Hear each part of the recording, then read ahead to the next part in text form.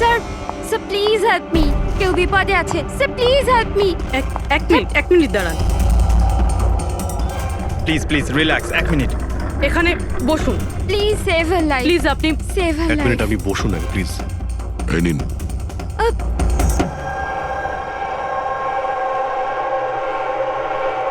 হ্যাঁ বলুন। Sir sir আমি মেন্টাল হেলথ ফাউন্ডেশনের সুইসাইড হেল্পলাইনের ভলান্টিয়ার। আচ্ছা, যারা ডিপ্রেশনে থাকে বা সুইসাইড করার চেষ্টা করে তাদের কাউন্সেলিং করি। একটা মেয়ে কি প্রবলেম কি ছিল ওর? Domestic violence sir.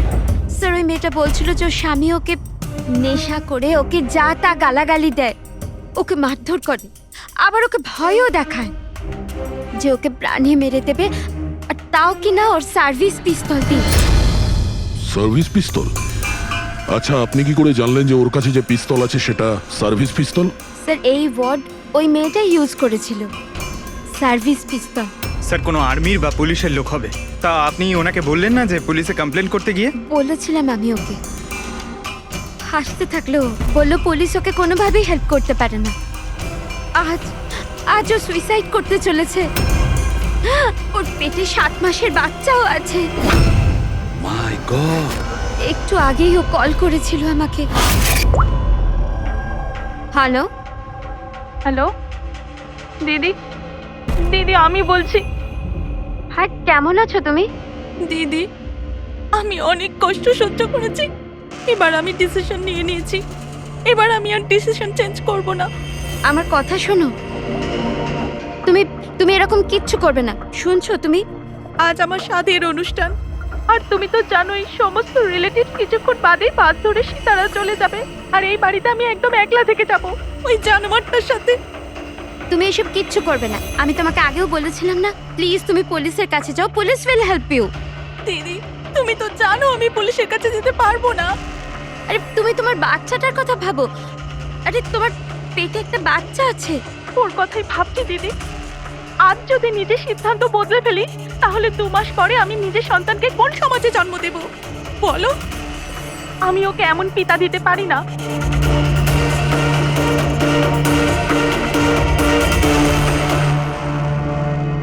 আচ্ছা, আপনি কি ওনার নাম্বারটা দিতে পারবেন? না স্যার, আমাদের সব কল এনক্রিপ্টেড হয়। ও না তো আমার কাছে পেশেন্টের না নাম আছে না নাম্বার, পেশেন্টের আইডেন্টিটি সিক্রেট থাকে। হ্যাঁ হয়তো তারপর কেউ কলই করবে না, এটা ভেবে যে তাদেরকে নিয়ে মজা করা হবে। স্যার এই নাম্বারটা জানার জন্য তো কোর্টের অর্ডার লাগবে স্যার। না অভিজিৎ, তাতে সময় চলে যাবে। অত সময় নেই আমাদের কাছে। ওই বেচারি মহিলা এতদিন ধরে অত্যাচারিত হচ্ছে, তাছাড়া ওনার পেটে 7 মাসের বাচ্চা রয়েছে। তার উপরে আমাদের কাছে ওর ব্যাপারে কোনো তথ্যই নেই স্যার। এই ডায়েরিটা আছে আমার কাছে, ও আমাকে যে কল করে তার সব ডিটেলস আছে। আমার স্টাডির জন্য আমি নোটস বানাই, হয়তো এটা আপনাদের কোনো কাজে লাগবে। দেখি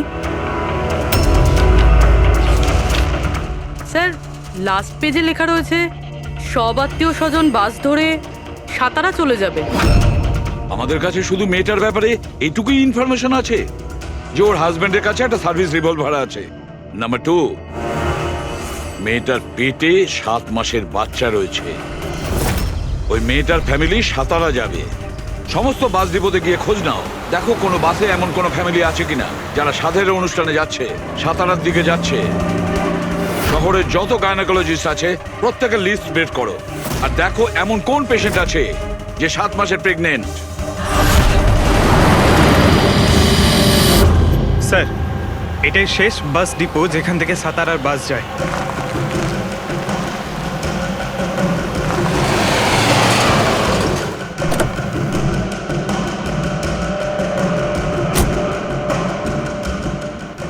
দাদা শুনুন, 1 মিনিট দাঁড়া। আজ দুপুরে এখানে এই ডিপো থেকে সাতারার বাস ছাড়ার কথা ছিল না? না, একটা বাস তো যাওয়ার কথা ছিল, কিন্তু 1 ঘন্টা আগে। আসলে ইঞ্জিনটা খারাপ হয়ে যাওয়াতে লেট হয়ে গেছে। সেই বাসটা কোথায় আছে? ওই যে ওই বাসটা। এইটা? হ্যাঁ হ্যাঁ আচ্ছা, আপনারা সাতারা যাচ্ছেন তো? হ্যাঁ। হ্যাঁ কেন? আপনারা কি এখানে সাধের অনুষ্ঠানে এসেছিলেন? হ্যাঁ, কিন্তু আপনারা কারা? দেখো, আমরা সিআইডি থেকে আসছি। এই 7 টাকার ছিল। আমার আত্মীয় নয়নার, কিন্তু কি হয়েছে?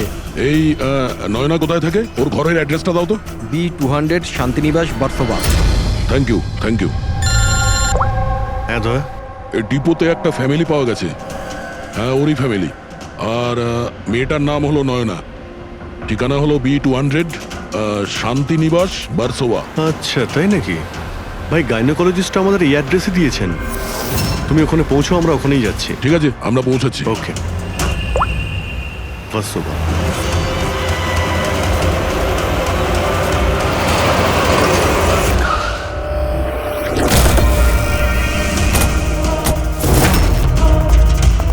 এক্সকিউজ মি, আমরা সিআইডি থেকে আসছি। এই নয়না কোথায়? সিআইডি? হ্যাঁ। স্যার, ওপরে গিয়ে ডান দিকে। কিন্তু কি হয়েছে? কি হয়েছে স্যার?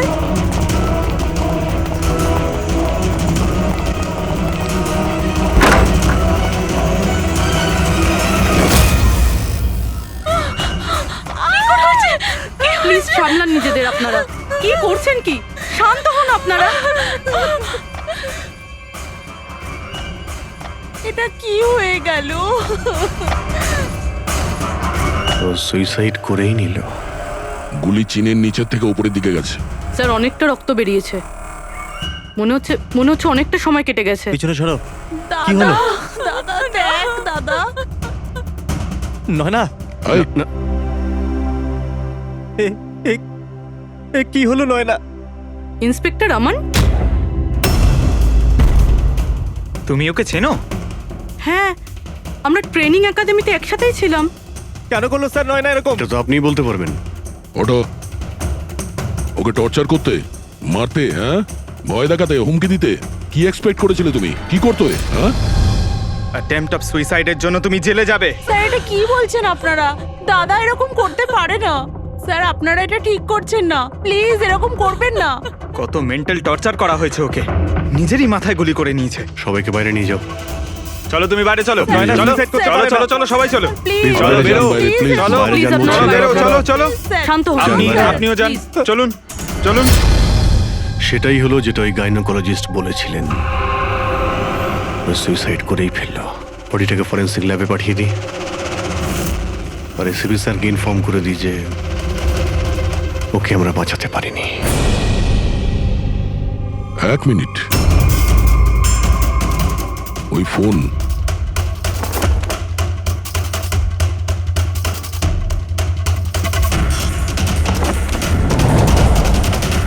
কিন্তু কোথায় যেতে পারে?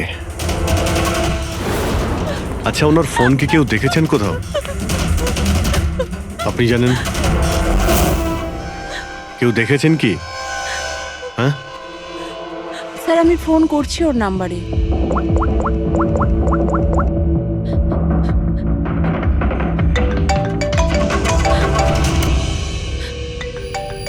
যশ বাবা, এদিকে এসো।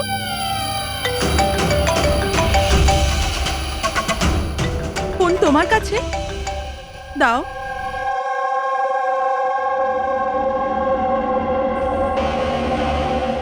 আমি এটা গেম খেলার জন্য নিয়েছিলাম কাকির ঘর থেকে।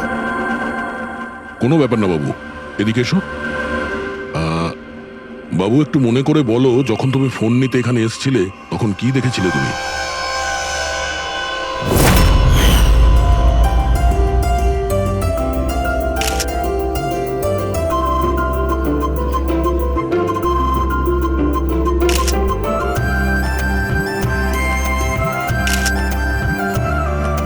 নয়না কত খুশি লাগছে, তাই না? কাকি আমার সাথে মোবাইলে গেম খেলবে? গেম? এখন এখন তো এত লোকজন আছেন, আর আমার ফোনটাও আমার ঘরেই পড়ে আছে, তো এখন তো খেলতে পারবো না, কিন্তু পরে খেললে হবে। হ্যাঁ।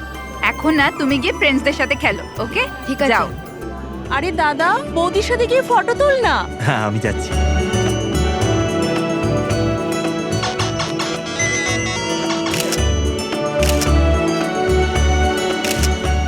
যশ বাবা, তুমি আবার মোবাইল নিয়ে বসে গেছো? মা প্লিজ ডিস্টার্ব করো না মা, প্লিজ।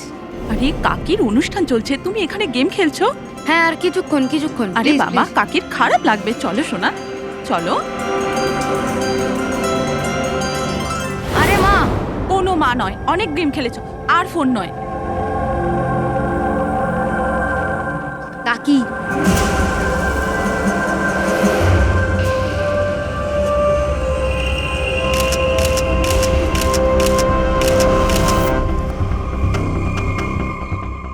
কাকির ফোন কোথায় থাকতে পারে? হ্যাঁ,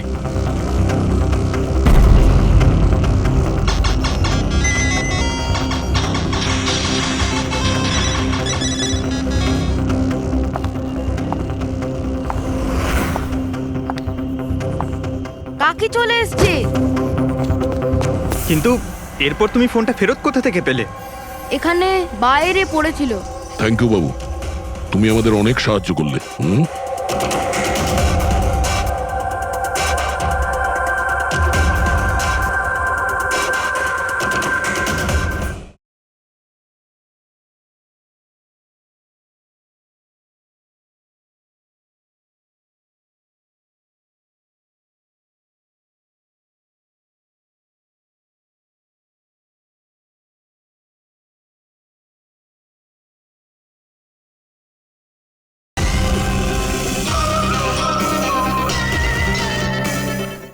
মিস্টার আমান, আপনি কি নিজে বলবেন নাকি আমাদের জিজ্ঞাসা করতে হবে? তুমি নিজে একজন পুলিশ অফিসার, তুমি তো জানো যে আমরা ইন্টারোগেশন কি করে করি। স্যার স্যার আমি ওকে ট্রেনিং এর সময় থেকে চিনি। He is one of the best officers. Sir sir আমার মনে হয় না ও এরকম করতে পারে। মানুষ পাল্টে যায় পুরবী, সব এভিডেন্স ওর বিরুদ্ধে, আর সেটা তুমি খুব ভালো করে জানো। স্যার আমার বিশ্বাসই হচ্ছে না যে আপনারা সবাই এটা ভাবছেন যে আমি নয়নার ওপরে হাত তুলেছি। খুব ভালোবাসতাম স্যার আমি ওকে, ওর সন্তানের বাবা হতে চলেছিলাম স্যার আমি। আর আমি ওকে কি করে? হ্যাঁ, তুমি ওকে টর্চার করেছো, আর সেই জন্য বেচারি ডিপ্রেশনে চলে গেছিল। ভুল বুঝছেন স্যার আপনি,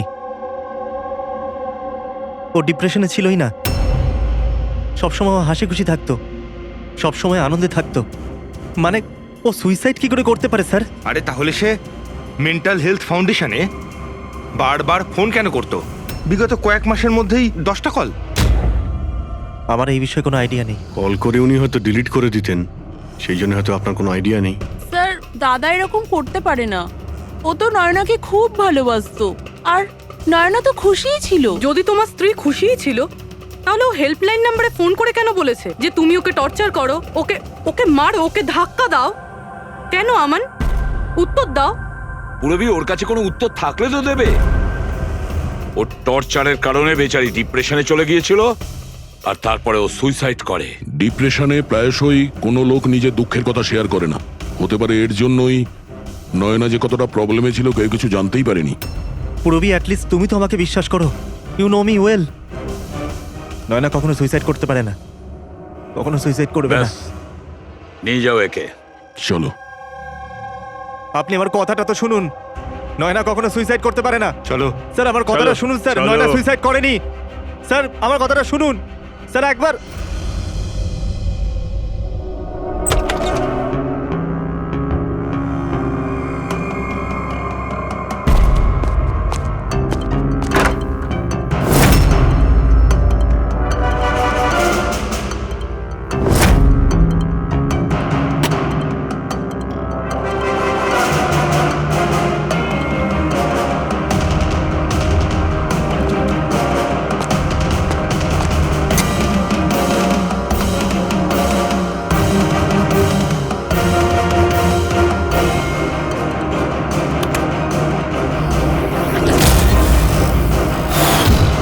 নয়না যখন সুইসাইডই করতে চাইছিল, তাহলে ওর আসন্ন সন্তানের জন্য অনলাইন ওয়েবসাইট থেকে বেবি প্রোডাক্টসের শপিং কেন করেছিল? যাতে কারোর সন্দেহ না হয়। হতে পারে, কিন্তু স্যার আমার মনে হয় এটা একটু আশ্চর্য ব্যাপার স্যার। পুরো ব্যাপারটাই আশ্চর্য। তো আপনার মনে হচ্ছে যে আমার আর ভূমি এরা সত্যি বলছে? সেটা তো জানাই যাবে অভিজিৎ, কিন্তু তার আগে ওই 7 ভক্ষণ অনুষ্ঠানে নয়নার যত কাছের লোক ছিল ওদের সবাইকে ডাকো। নয়নার সাথে আপনার সম্পর্ক কেমন ছিল? হ্যাঁ স্যার, খুব ভালো ছিল, আর খুব ভালো মেয়ে ছিল, সব সময় খুশি থাকতো। তাহলে আপনারও কি মনে হয়েছে যে ওর সঙ্গে কোনো গন্ডগোল হচ্ছে বা কোনো সমস্যা হয়েছে? আমরা অনেক কথা বলতাম, কিন্তু কখনো মনে হয়নি যে ওর হাজবেন্ডের সাথে বা বিয়ে নিয়ে কোনো প্রবলেম ছিল। শোনো বাবা, তোমার তোমার কাকিমাকে কেমন লাগতো? ভালোবাসতেন তোমায়? হ্যাঁ, কাকি আমাদের বাচ্চাদের খুব ভালোবাসতো, আর আমাকেও খুব ভালোবাসতো। উনি ওনার ফোনে আমায় গেমও ইনস্টল করতে দিয়েছিল। আচ্ছা, কাকিমা কখনো তোমাকে এমন কোনো কথা বলেছিল, যেমন ওনার তোমার কাকার সাথে কোনো ঝগড়া হয়েছে অথবা ঝামেলা হয়েছে, এরকম কিছু? না, কাকি প্রেগনেন্ট ছিল তো, তাই জন্য উনি তাড়াতাড়ি রেগে যেতেন। আর মাই আমায় বলেছিল যে আমি যেন ওনাকে বিরক্ত না করি। আচ্ছা, নয়নার ব্যবহারে আপনার মানে কোনো সন্দেহ হয়েছিল? না, একদমই না। ও তো খুব খুশি ছিল, পুজোতে, ফাংশনে ডান্সও করেছিল। ইনফ্যাক্ট অনেক বেশি এক্সাইটেড ছিল নিজের ফটোশুট নিয়ে। আর কোনো ছবি আছে? স্যার, নয়না যতগুলো ফটো সব এর মধ্যেই আছে। ঠিক আছে, এগুলো আমরা রেখে দিচ্ছি। এখন আপনি আসতে পারেন। Thank you very much. Thank you sir. Sir, সবকিছু শোনার পরে আমার তো মনে হচ্ছে যে এ এমন সত্যি কথাই বলছে। ওর ওয়াইফ যদি এত আনন্দেই থাকে, তাহলে সুইসাইড কেন করতে গেল?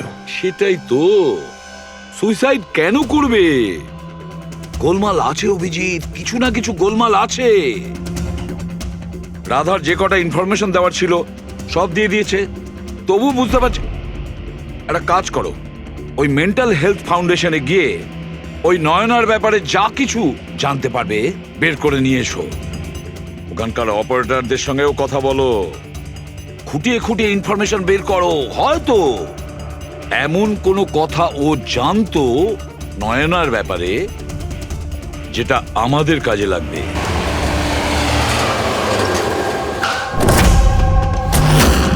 আমরা সিআইডি থেকে আসছি, আপনাকে কিছু জিজ্ঞাসাবাদ করব।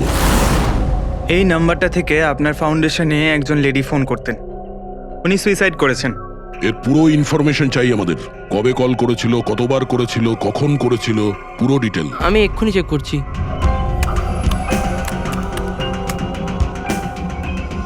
হ্যাঁ স্যার, এ অনেক কল করেছিল, শেষ 5 মাসে 10 বার। আচ্ছা, ওনার সঙ্গে কে কে কথা বলতেন? অ্যাকচুয়ালি স্যার, এনার সমস্ত কল রাধা ম্যাম হ্যান্ডেল করতেন, আর উনি এখানে ভলেন্টিয়ার। যখন এনার ফার্স্ট কল এসেছিল তখনও রাধা ম্যামেরই এখানে শিফট ছিল, আর তারপর উনি যখনই এখানে ফোন করেন বলেন রাধা ম্যামের সাথে কথা আছে। এই কলারের ব্যাপারে কিছু মনে পড়ছে? কোনো বিশেষ কথা, কিছু অদ্ভুত হয়েছে? এই কলারের ব্যাপারে স্যার, হ্যাঁ স্যার, একবার হয়েছিল স্যার। এই দেখুন স্যার, একই দিনে 2 বার কল এসেছিল। তো এতে অদ্ভুত কি? আমার মনে আছে স্যার, যেদিন প্রথম কল এসেছিল।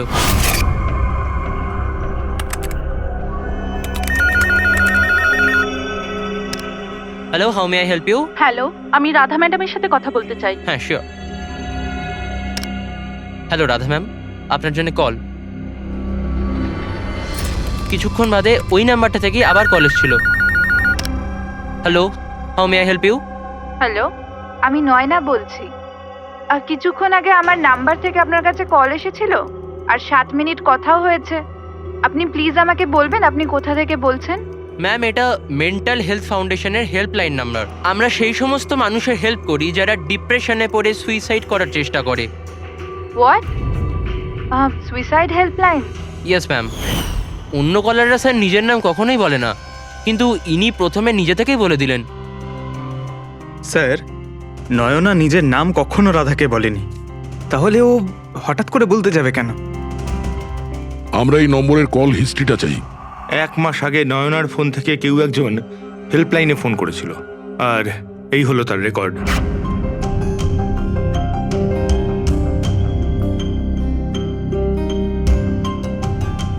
দশ তারিখ তো সেকেন্ড স্যাটারডে ছিল। তো তো কি হচ্ছে? কারণ সেকেন্ড আর ফোর্থ স্যাটারডে বাড়িতে ওর বন্ধুরা আসতো। মানে ওদের মধ্যে কেউ?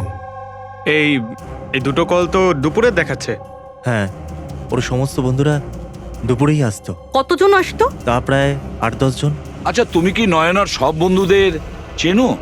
সবাইকে তো নয়, কিন্তু অনেককেই চিনতাম। আমার বোন ভূমিও আসতো। ভূমি, একটা কথা বল।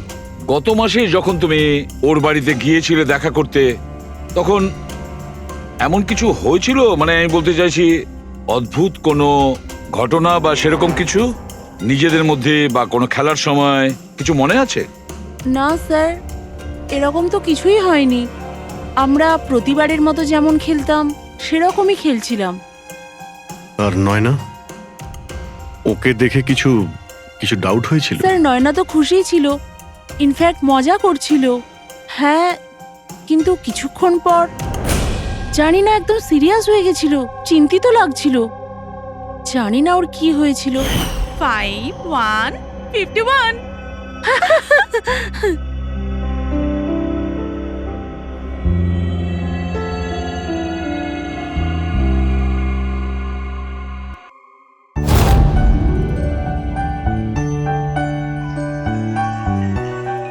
মনে হচ্ছে এর যে হবু বাচ্চা হবে না, সে খুব লাকি। হ্যাঁ রে, নয়তো আগে কখনো নয়না জিততো না। ওহো, মনে হচ্ছে কেউ জেলাস হচ্ছে। আরে নয়না, দাদাকে একটা ফোন করো না, রাতের অর্ডারের জন্য একবার মনে করিয়ে দাও না। ফোন কোথায় আমার?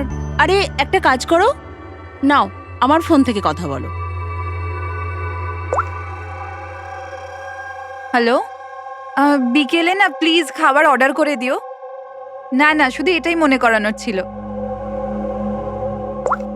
এই নাও, কিন্তু আমার ফোন কোথায়? আর আমি বুঝতে পারছি না, এখানেই রেখেছিলাম। নয়না, ওই যে তোমার ফোন ওখানে টেবিলের উপর। ওখানে কে রাখলো? আমি তো ওখানে তুই ফোন রেখেছিস রাখিনি। হয়তো। না यार, আমার মনে আছে আমি রাখিনি।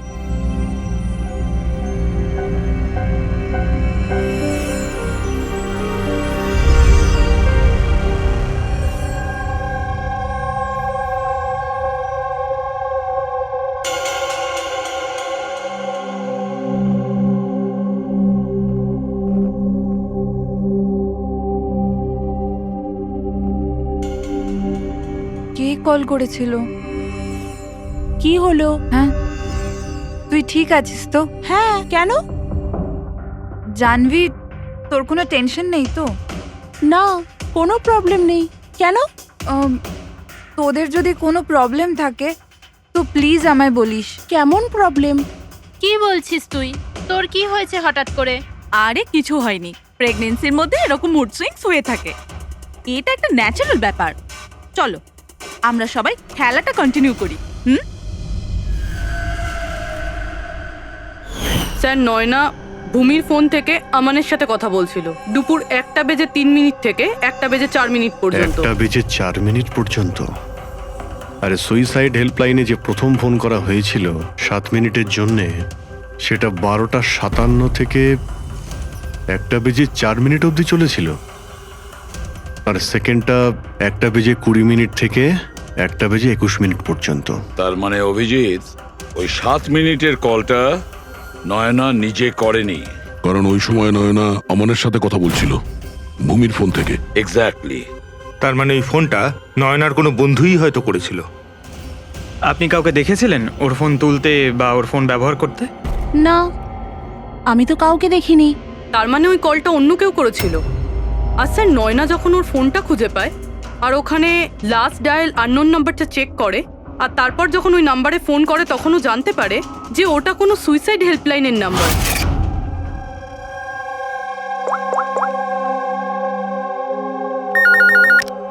Hello, how may I help you? Hello, আমি নয়না বলছি। কিছুক্ষণ আগে আমার নাম্বার থেকে আপনার কাছে কল এসেছিল আর 7 মিনিট কথাও হয়েছে। আপনি প্লিজ আমাকে বলবেন আপনি কোথা থেকে বলছেন? ম্যাম, এটা মেন্টাল হেলথ ফাউন্ডেশনের হেল্পলাইন নাম্বার। আমরা সেই সমস্ত মানুষের হেল্প করি যারা ডিপ্রেশনে পড়ে সুইসাইড করার চেষ্টা করে। হোয়াট?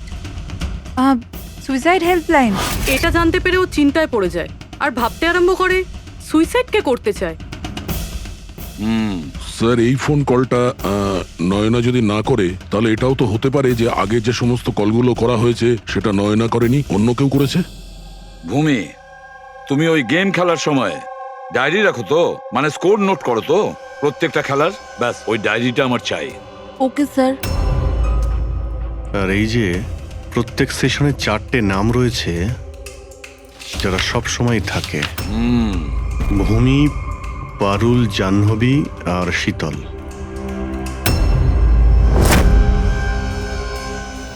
রাধা, একবার চেষ্টা করে দেখো, এই তিনজনের কথা শোনো। দেখো, এই তিনজনের মধ্যে কেউ কি তোমার সঙ্গে কথা বলেছিল? আমি এসব কেন করব? আমি আমার লাইফে খুব খুশি। আমি সুইসাইড কেন করব? যদি আমি ফোন করতাম তো নিজের ফোন থেকে করতাম, নয়নার ফোন থেকে কেন?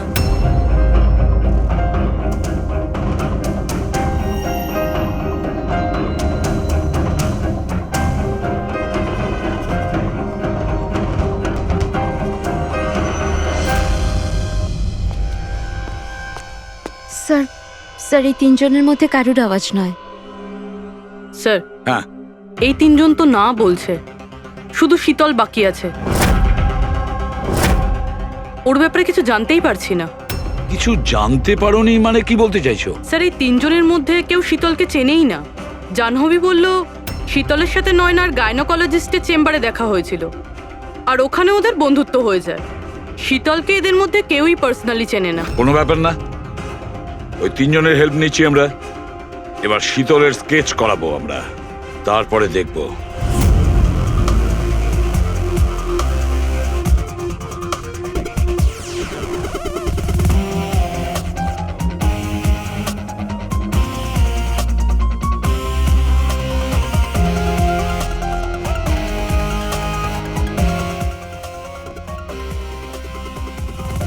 ডক্টর মিনা, এই স্কেচটা একটু মন দিয়ে দেখুন। আচ্ছা, এই মেয়েটা আপনার এখানে চিকিৎসা করাতে আসতো? I don't think so. আমার তো মনে পড়ছে না যে এরকম কোনো লেডি আমার কাছে কোনোদিন এসেছিল। কে ইনি? এর নাম শীতল। আমরা এটা বুঝতে পারি যে আপনার এখানে এত পেশেন্ট আসে যে এই সমস্ত পেশেন্টের নাম মনে রাখা তো মুশকিলের ব্যাপার। রাইট, বাট আমি আমার সব পেশেন্টদের পার্সোনালি চিনি, অ্যান্ড আই এম শিওর শীতল নামের কোনো পেশেন্ট আমার কোনোদিন ছিলই না। আচ্ছা, এই যে আপনার ক্লিনিকে সিসিটিভি ক্যামেরা লাগানো রয়েছে, এর ফুটেজ আমরা পেতে পারি? I don't think so, because ওটার স্টোরেজ ফুল হয়ে গেছিল, তাই আমাদের ডিলিট করতে হয়েছিল। ওকে, এনিওয়ে, থ্যাংক ইউ।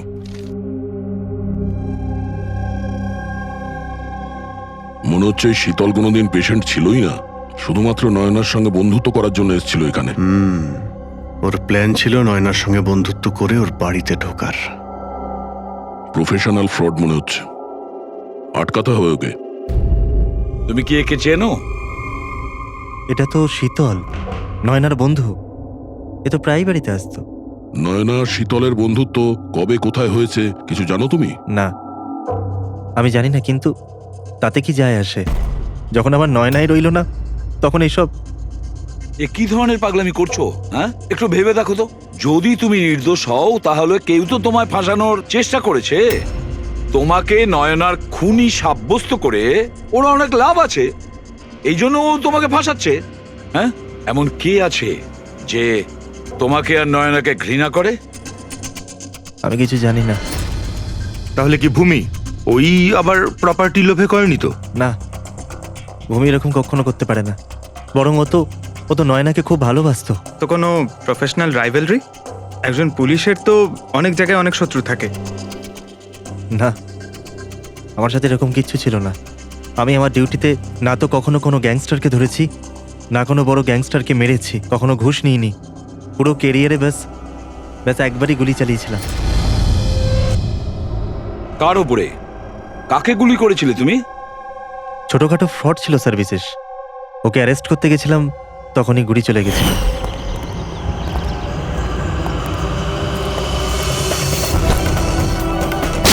বিশেষ খবরদার ইন্সপেক্টর।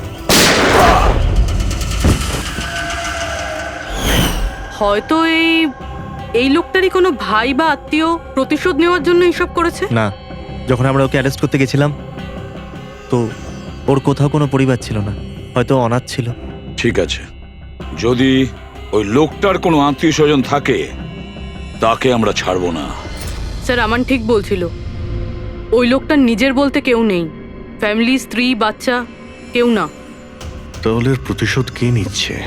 বাড়ির লোক নয়, কোনো বন্ধু হতে পারে। বন্ধুরা হয়তো প্রতিশোধ নিয়েছে। বন্ধুত্বের জন্য কে আজকাল নিজের প্রাণের ঝুঁকি নেয় স্যার? এসব তো শুধু গল্পের বইতেই দেখা যায়। নন্টে ফন্টে, হাবলু ঘাবলু, এখন এসব কোথায় স্যার? এটা কি? স্যার, একটা স্টোরেজ চুরির ঘটনায় বিশেষের সাথে আরও একটা নাম আছে, রেখা। রেখা দুজনে মিলে অনেক চুরি করেছে। এদের ফটো দেয়নি কেন? স্যার এরা তো ছদ্মবেশে চুরি করতো, হয়তো এই জন্যে। আর যখন বিশেষ মারা যায় তখন হয়তো এই জুটিটা ভেঙে যায় আর এই রেখা একা হয়ে যায়। রেখা, আমি জানি এই রেখা কে। স্যার আমাদের ইনফর্মার এই বাড়িটার অ্যাড্রেসে দিয়েছিল।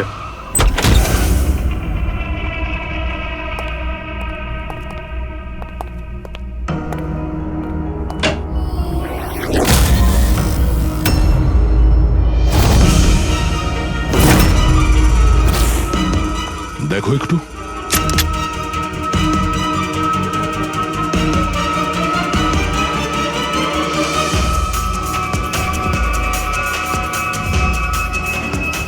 স্যার মারা গেছে। একটু উল্টা ওকে। শীতল? আমাদের সন্দেহ ঠিকই ছিল, শীতলই রেখা। কিন্তু স্যার আমরা তো ভাবছিলাম যে সব শীতল করছে। পঙ্কজ, অন্য কেউ আছে এর পেছনে। ও জানতে পেরে গেছিল যে আমরা শীতলের কাছে যে কোনোভাবেই হোক পৌঁছে যাব।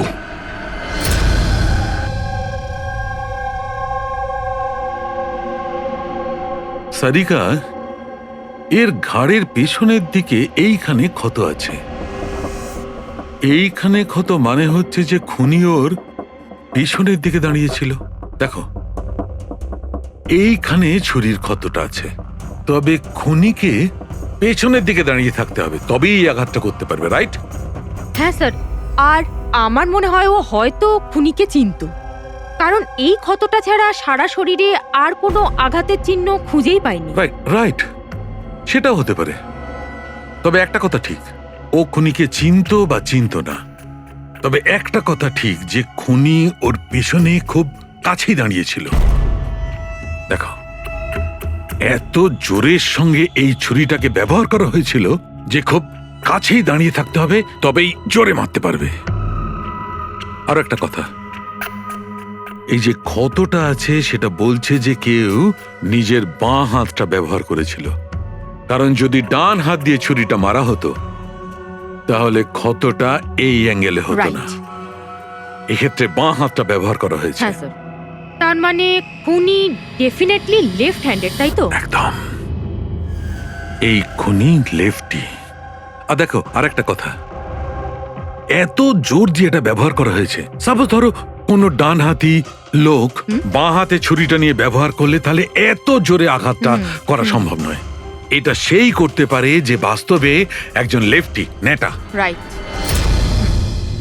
খুনি একজন লেফটি, এটা একটা বড় ক্লু। এবার বলে দিও নাকে জনাব এসিপি সাহেবকে। আগে হ্যাঁ প্রদ্যুম্ন সাহেব। হ্যাঁ বলো সালুকে, বলো। একটা বড় ক্লু পেয়েছি।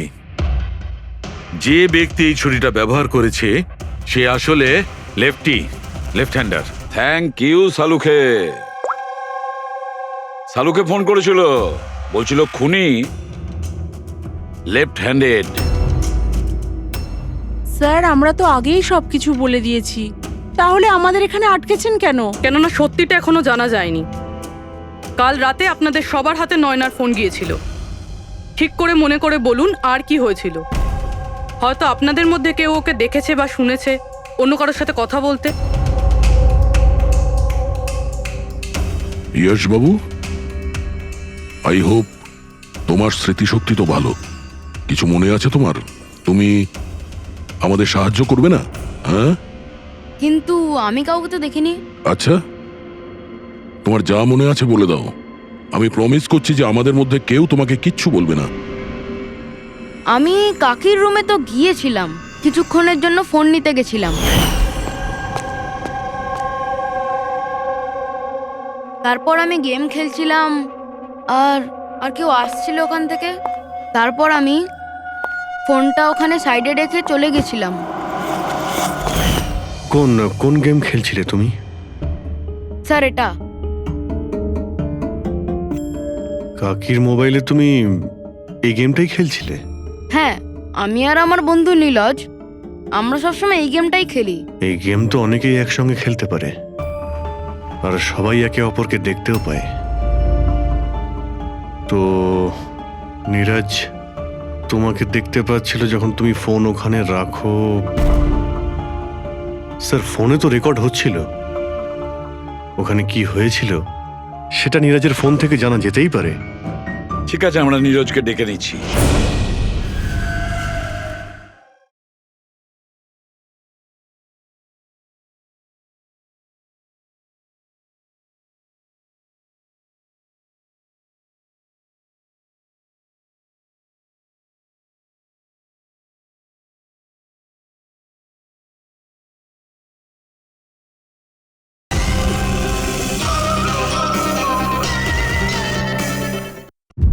দেখো বাবা, ঘাবড়াবে না। এখানে আমরা সবাই তোমার বন্ধু। শুধু কিছু জিজ্ঞেস করার আছে ইনফরমেশনের জন্য। যে গেম তোমরা খেলো না মোবাইল থেকে, সেগুলোর ব্যাপারে। যখন তুমি নিজের মোবাইলে গেম খেলছিলে তোমার বন্ধুর সাথে, তখন তুমি ওকে দেখতে পাচ্ছিলে তো? হ্যাঁ। আচ্ছা, আর একটা কথা বলো, যখন তুমি ওকে দেখতে পাচ্ছিলে তখন কি তুমি ওর পেছনে কাউকে দেখেছিলে? না, শুধু যশই ছিল। 1 মিনিট স্যার, যখন যশ ফিরে এলো না ততক্ষণ স্ক্রিন লক হয়নি। স্ক্রিন লক হয়নি মানে? স্যার, মানে গেম অ্যাক্টিভ ছিল, আর যখন গেম অ্যাক্টিভ থাকে তখন ও নিজে নিজেই স্ক্রিনশট নেয়। তাহলে তখনও নিশ্চয়ই নিয়েছে, আর প্রত্যেকটা স্ক্রিনশট ফোনে সেভ হয়ে থাকে। হ্যাঁ স্যার। দাও, তোমার ফোনটা দাও। Thank you.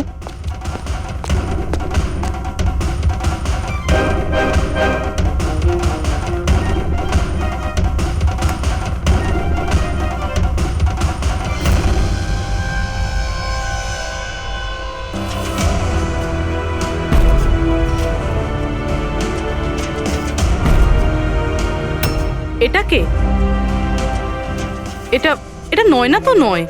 না, এটা নয়না নয়।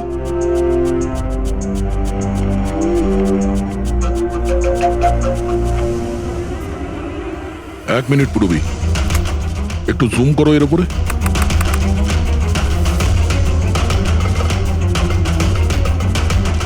মেহেন্দি আর লেফট হ্যান্ডে এর হাতে মেহেন্দি এইভাবে কেন রয়েছে? সেটা এই কারণে অভিজিৎ, কারণ এই হাতটা যে মহিলা, সে মহিলা ওখানে বাকি সবাইকে মেহেন্দি পড়াতে এসেছিল, আর ও লেফট হ্যান্ডেড। সবার আগেও শীতলকে দিয়ে হেল্পলাইনে ফোন করায়। রাধাকে একটু কলটা ট্রান্সফার করুন না প্লিজ। হ্যাঁ শিওর। আমি আর সহ্য করতে পারছি না দিদি। তারপর সে শীতলকে টাকা দেয় আর বলে, নয়না, তোমার রুমে তোমার জন্য তোমার কোনো আত্মীয় অপেক্ষা করছে। তার সুযোগ বুঝেই ও নয়নাকে খুন করে দেয়। কে হতে পারে এই মেহেন্দি পরা মহিলা? আমি জানি না উনি কে ছিলেন। ইনফ্যাক্ট কেউই জানে না উনি কে। নয়না বলেছিল যে শীতল ওনাকে ডেকেছিল, আর ওই নিয়ে এসেছিল নিজের সাথে। আর এটাও জানি না যে ওকে কেন আনা হয়েছিল। নিজের কাজও ঠিক করে করছিল না ও, বাজে মেহেন্দি লাগাচ্ছিল সবাইকেও। দেখ না জাহ্নবী, কিরকম মেহেন্দি লাগাচ্ছে ও, পুরোপুরি ঠিকঠাক লাগাচ্ছেও না। আপনি কি মেহেন্দি লাগাতে জানেন না নাকি? দেখে মনে হচ্ছে কেউ যেন লাগিয়ে আবার মুছে দিয়েছে। ও মেহেন্দি এত খারাপ করে লাগাচ্ছিল, তাহলে শীতল ওকে পাঠালো কেন? সবারই সন্দেহ হবে। কে হতে পারে? আমি জানি স্যার, ও আমাদের চোখের সামনেই ছিল।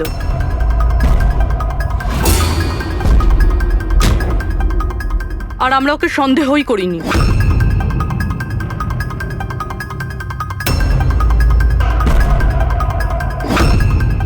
আপনি সামনে আসুন।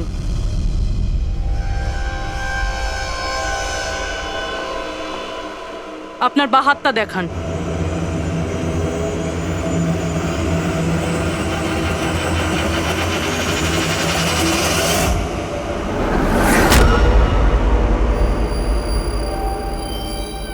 এই দেখুন স্যার। রাধা দেবী? স্যার আমি এনার ওই ডায়েরি অনেকক্ষণ ধরে দেখেছি, ওতেও কালি এভাবেই ছড়িয়েছিল যেভাবে ওনার মেহেন্দি রয়েছে।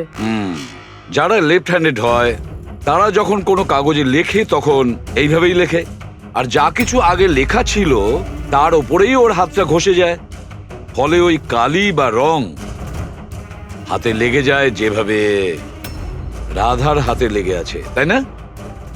কেন মারলে তুমি নয়নাকে? কি ক্ষতি করেছিল তোমারও? হ্যাঁ, কারণ তুমি আমার বিশেষকে মেরেছিলে, তুমি আমার বিশেষের প্রাণ নিয়েছিলে।